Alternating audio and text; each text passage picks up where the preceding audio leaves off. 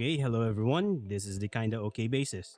So we are going to talk about the Clifton Thunderbird Bass. So this was released by Clifton a couple of months ago, and I decided to buy one myself. So the Clifton Thunderbird Bass is at around 11,990 pesos on their Lazada, Shopee, and their official stores.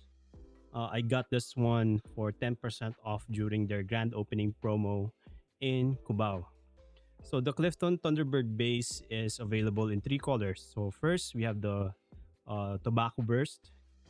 Then it's also available in white and also in black. So I really want to talk about this bass because I've had a lot of issues with it. I'm not sure if the issues I'm gonna mention are only specific to this bass that I got. So first issue that I had with this bass was the frets. So the frets on this end was really sharp and I ended up cutting my finger. So I had to file down the edges of the fret myself just to make it comfortable to play. Aside from that, the frets were also falling off.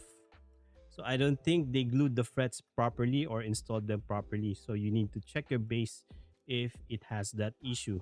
The next issue I had was the nut. So as you can see here right now, I replaced the nut with a brass one. The nut that it came with was plastic and it's really bad. You have to change it out as soon as you get the bass.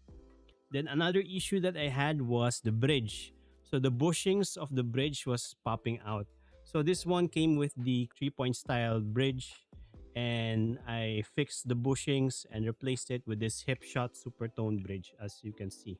So after addressing all the issues, getting this bass a little bit set up just so that it's playable, I think it can be a really decent bass, especially if they've done this right. I actually spoke to the salesperson of Clifton and we made a group chat with their luthier. And the luthier told me na kailangan daw ipa-full setup yung bass. So I think that's something that you have to do when you buy one of these. But aside from that, initial impressions of this bass. So let's talk about the specs. The body and the neck is made of mahogany. Then you have some sort of a rosewood fretboard. Then you have four Y tuners. Then you can actually adjust the truss rod here. And you have two Music Man style pickups. Then for the knobs, you have two volume controls for the pickups, the neck and the bridge respectively, and then you have one tone pot. And then you also have an output jack here on the side. A quick note on the output jack, yung jack na ginamit nila is not good quality and I had to replace this as well. Aside from that, the bass is very big. It's very hefty. So given it's a Thunderbird style bass, it's really massive. Actually, some gig bags that I had in the back did not fit this bass. But yeah, for the neck naman, the neck feels really big and chunky. So I'll put up some measurements on screen comparing it with the Squire Classic Vibe 70s P bass that I have. With the measurements alone, you can see that this is a really fat neck. So if that's not your thing, I think that's something to keep in mind when you're buying this bass. Okay, so that's enough talk. Let's do some recording. I'll show you some sound samples on how each pickup sounds using my Ampeg SCR-DI pedal.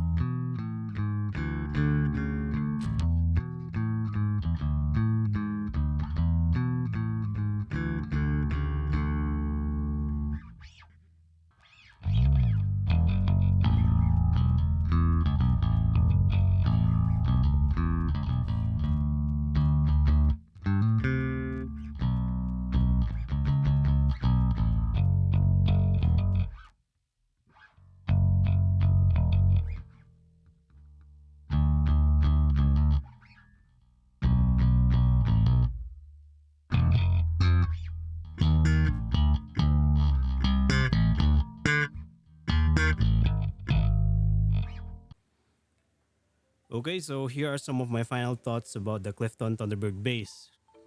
Clifton would have done us a real solid if this bass was playable out of the box.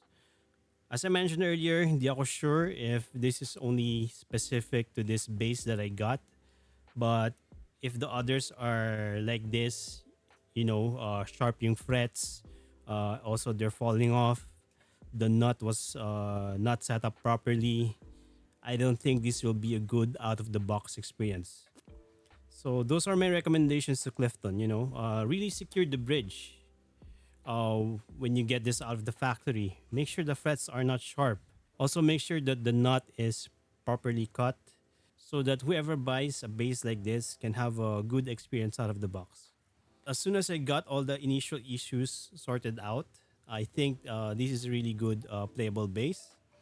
Aside from the issues that I mentioned earlier, I also have to mention that there are a lot of imperfections on the cosmetics. So some of the paint are really bad. So as you can see here in the back. Aside from that, for me personally, those are minor issues.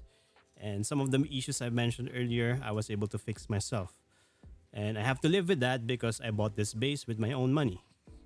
So if other people are planning to buy the Clifton Thunderbird bass, hopefully this video helps you out. If you're really set on buying this bass, I hope the information I gave you can prepare you on what to expect when you actually get this bass out of the box.